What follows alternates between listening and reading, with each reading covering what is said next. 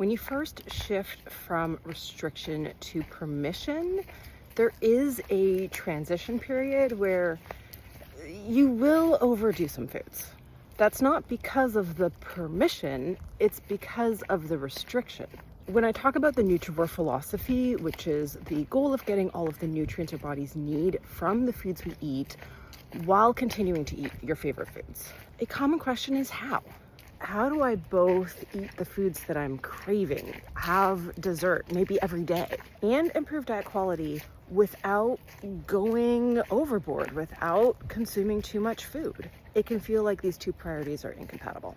When you restrict food, that increases food obsession, food fixation, it magnifies cravings, makes us more susceptible to emotional eating, and increases the risk of developing disordered eating patterns. And when you hit that moment of disinhibition, where you give in to that craving, you had a horrible day, and so now your increased susceptibility to emotional eating is playing out. Now you're disinhibited, which means you don't have control.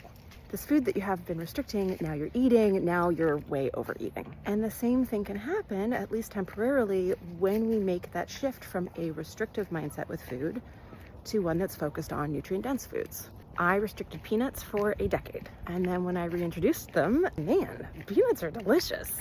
I ate them every single day for 2 or 3 months in every form, roasted, butter, peanut butter cups, chocolate coated peanuts, peanut sauce, and then the novelty wore off. Once that happened, I was able to achieve more dietary diversity, pick other nuts, different snacks, different treats. So first, know that that is a normal psychological consequence of ending a restrictive mindset when it comes to food, and that feeling of disinhibition will end. Second, in the meantime, and actually this is the habit we're working on forming, focus on those nutrient-dense, satiating whole foods to add. Make sure you're getting your fiber-rich, slow-burning carbohydrates, legumes, root vegetables, whole grains. Make sure you're getting enough protein, and work on building the habit of filling half of every plate with fruits and vegetables, ideally with about a 2-to-1 ratio of vegetables to fruit. And we're talking culinary vegetables,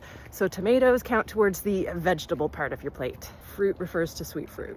Work on eating breakfast, and a balanced one that includes all of those foods. And prepare all of those nutrient-dense, satiating foods in ways you enjoy. That way your meals are filling, nourishing, and satisfying.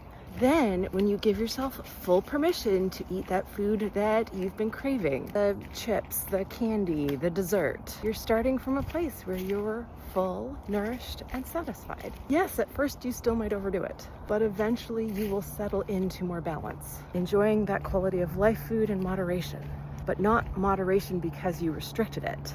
Moderation because you focused on all the nutritionally important foods to add. And other things that are going to help achieve balance have nothing to do with diet.